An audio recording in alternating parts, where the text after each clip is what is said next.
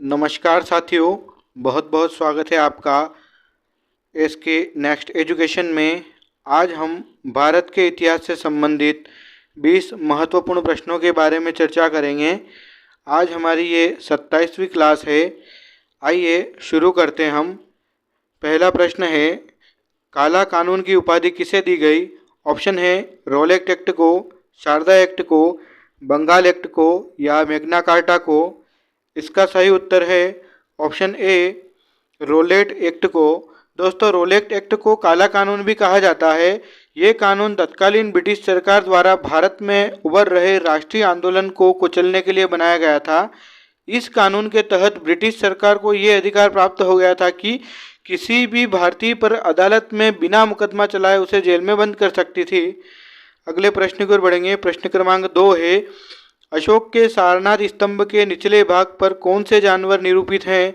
Option है हाथी, गधा, सांड या इनमें से कोई नहीं। इसका सही उत्तर है ऑप्शन सी, सांड। दोस्तों, अशोक स्तंभ के नीचे एक सांड और घोड़े की आकृति दिखाई देती है। इन दोनों आकृतियों के बीच में एक चक्र भी है जिसे हमारे राष्ट्रीय ध्वज में शामिल किया गया है। इसके अलावा अशोक स्तंभ के नीचे सत्यमेव जयते लिखा गया है, जो मुंडकोपनिषद का सूत्र है, जिसका अर्थ होता है सत्य की ही विजय होती है। अगले प्रश्न की ओर बढ़ेंगे। प्रश्न क्रमांक 3 है, धातु के सिक्के सबसे पहले किस युग में मिलते हैं? ऑप्शन है मौर्य युग में, बुद्ध युग में, सातवाहन युग में या कुषाण युग में। इसका सही उत्तर है ऑप्शन बी, बुद्ध युग में। दोस्तों, भारत के प्राचीनतम धातु के सिक्कों, जो कि 5वीं अथवा 6ठी शताब्दी ईसा पूर्व बुद्ध काल के हैं, जिन्हें पंचमार्क अथवा आहत सिक्के कहा जाता है, ये अधिकांशतः चांदी के हैं, परंतु कुछ तांबे के आहत सिक्के भी प्राप्त हुए हैं। ऐसे सिक्के पूरे देश में तक्षशिला से मगध तक और मगध से मैसूर तक मिले हैं। जल्दी से चैनल को लाइक कर दीजिए और अपने दोस्तों को शेयर कर दीजिए। अगले प्रश्न की ओर बढ़ेंगे। प्रश्न क्रमांक 4 है, भारत में प्रथम इंजीनियरिंग कॉलेज की स्थापना कब हुई? ऑप्शन है 1847 में, 1877 में, 1887 में या 1897 में। इसका सही उत्तर है ऑप्शन ए, 1887 में। दोस्तों, प्रथम इंजीनियरिंग कॉलेज की स्थापना सिविल इंजीनियरों के लिए वर्ष 1947 में रुड़की, उत्तर प्रदेश में की गई, जिसमें अपर गंगा कैनाल के लिए स्थापित बड़ी कार्यशालाओं और सार्वजनिक भवनों का प्रयोग किया गया। रुड़की कॉलेज अथवा इसे थॉमसन इंजीनियरिंग कॉलेज के आधिकारिक नाम से जाना जा सकता है। यह किसी भी विश्वविद्यालय से संबद्ध नहीं था, लेकिन इसके द्वारा डिग्री के समकक्ष डिप्लोमा प्रदान किए जाते थे। अगले प्रश्न की ओर बढ़ेंगे। प्रश्न क्रमांक 5 है, महावीर का जन्म किस क्षत्रिय गोत्र में हुआ था? ऑप्शन है शाक्य, इक्ष्वाकुवंशी, लिच्छवी या सल्लास। इसका सही उत्तर है ऑप्शन बी, इक्ष्वाकुवंशी। दोस्तों, भगवान महावीर जैन धर्म के 24वें तीर्थंकर थे। भगवान महावीर का जन्म करीब 2500 वर्ष पहले वैशाली गणराज्य के कुंडग्राम में अयोध्या इक्ष्वाकुवंशी क्षत्रिय परिवार में हुआ था।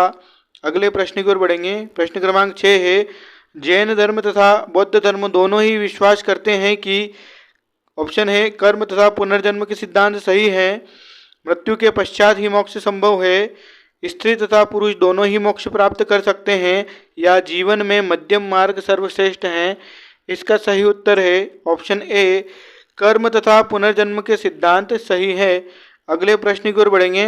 प्रश्न क्रमांक 7 है, हैदर अली ने आधुनिक शस्त्रागार कहाँ स्थापित किया? ऑप्शन है डिंडीगुल, कपाली, मैजापुर या मैसूर। इसका सही उत्तर है ऑप्शन ए, डिंडीगुल। दोस्तों, हैदर अली ने अपनी सेना को आधुनिक ढंग से प्रशिक्षित करने के लिए फ्रांसीसी अधिकारियों की नियुक्ति की तथा उनकी सहायता से डिंडीगुल में एक आधुनिक शस्त्रागार की स्थापना की। दोस्तों, हमारी क्लास प्रतिदिन शाम को 5 बजे अपलोड हो जाती है, तो आप 5 बजे देख सकते हैं। अगले प्रश्न की ओर बढ़ेंगे। प्रश्न क्रमांक 8 है, शादवाद किसका सिद्धांत है? ऑप्शन है लोकायत धर्म का, शैव धर्म का, जैन धर्म का या वैष्णव धर्म का। इसका सही उत्तर है ऑप्शन सी, जैन धर्म का। दोस्तों, शादवाद या अनेकांतवाद या सप्तभंगी का सिद्धांत जैन धर्म ने मान्यता सिद्धांतों में से एक है। स्यादवाद का अर्थ सापेक्षतावाद से होता है। यह जैन दर्शन के अंतर्गत किसी वस्तु के गुण को समझने, समझाने और अभिव्यक्त करने का सापेक्षिक सिद्धांत है। सापेक्षता अर्थात किसी अपेक्षा से होता है। अगले प्रश्न की ओर बढ़ेंगे। प्रश्न क्रमांक 9 है, जैन धर्म के द्वितीय तीर्थंकर कौन है? ऑप्शन है शीतलनाथ, संभवनाथ, अजितनाथ या ऋषभदेव। इसका सही उत्तर है ऑप्शन सी अजितनाथ। दोस्तों, अजितनाथ जैन धर्म के 24 तीर्थंकरों में से वर्तमान अवसर्पिणी काल के द्वितीय तीर्थंकर हैं। अजितनाथ का जन्म अयोध्या के राज परिवार में माघ के शुक्ल पक्ष की अष्टमी में हुआ था।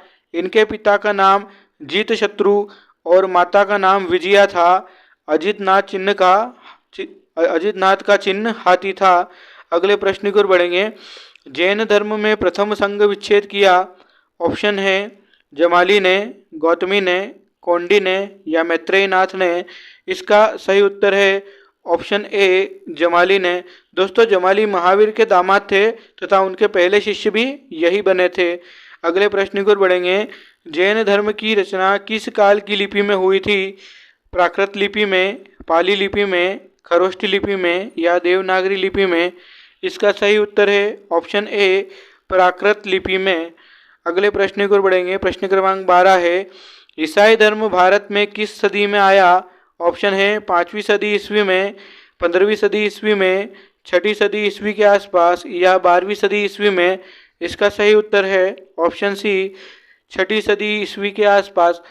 दोस्तों, माना जाता है कि भारत में ईसाई धर्म की शुरुआत ईसा मसीह के 12 मूल धर्मदूतों में से एक थॉमस के सन 52 में केरल में आने के बाद हुई।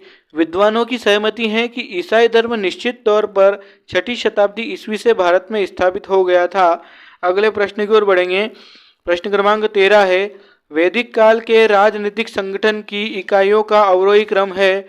ऑप्शन है राष्ट्र, गण, विश, ग्राम, कुल या ग्राम, कुल, राष्ट्र, गण या विश। ग्राम, कुल, गण, राष्ट्र, विश या इनमें से कोई नहीं। इसका सही उत्तर है ऑप्शन ए राष्ट्र, गण, विश, ग्राम, कुल।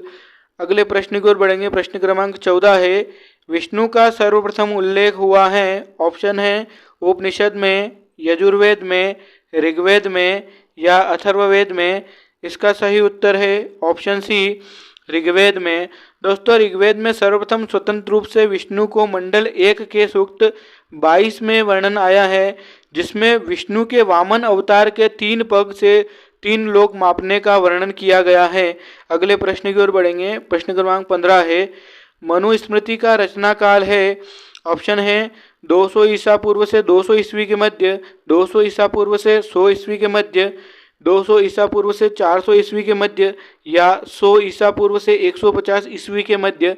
इसका सही उत्तर है ऑप्शन ए 200 ईसा पूर्व से 200 ईस्वी के मध्य। अगले प्रश्न की ओर बढ़ेंगे। प्रश्न क्रमांक 16 है, रामायण और महाभारत की रचना मूलतः किस भाषा में हुई थी? ऑप्शन है तमिल भाषा में, हिंदी में, देवनागरी में या संस्कृत में। इसका सही उत्तर है ऑप्शन डी संस्कृत में। दोस्तों, पवित्र धर्मग्रंथ रामायण और महाभारत महर्षि वाल्मीकि और वेदव्यास ने लिखी हैं।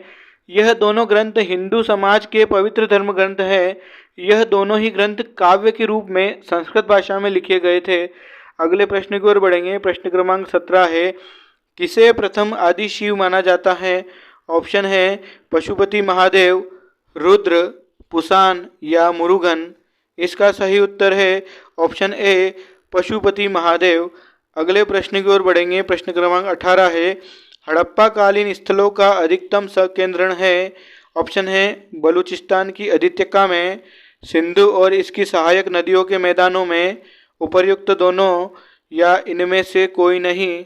इसका सही उत्तर है ऑप्शन बी सिंधु और इसकी सहायक नदियों के मैदानों में। अगले प्रश्न की ओर बढ़ेंगे। प्रश्न क्रमांक 19 है, सिंधु घाटी सभ्यता का नवीनतम स्थल है। ऑप्शन है बिरना, मोहनजोदड़ो, मांडा या हड़प्पा। इसका सही उत्तर है ऑप्शन ए बिरना। दोस्तों, सिंधु घाटी का नवीनतम स्थल बिरना हरियाणा में है, जो कि 2005 में खोजा गया था।